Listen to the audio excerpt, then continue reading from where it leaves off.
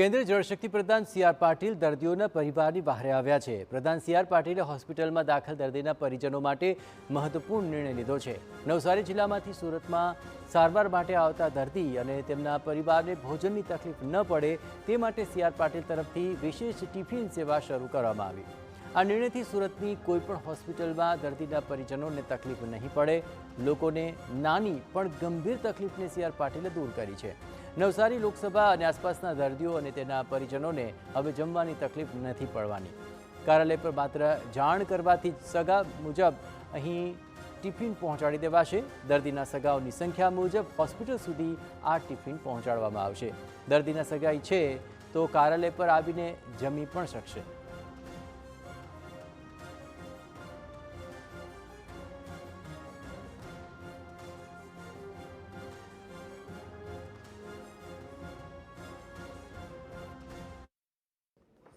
નવસારી જિલ્લામાંથી ઘણા બધા કાર્યકર્તાઓના સગાવાળા જ્યારે સુરત કોઈને કોઈ હોસ્પિટલમાં દાખલ થાય છે અને એમને વધુ સમય સુધી ત્યાં રહેવું પડતું હોય છે, ત્યારે એમને જમવા માટેની ખૂબ અડચણો પડતી હોય છે। દૂર સુધી જવું પડે, લઈ આવવું પડે, અથવા તો સમય પણ ન મળે, પેશન્ટને મૂકીને જઈ શકતા નથી।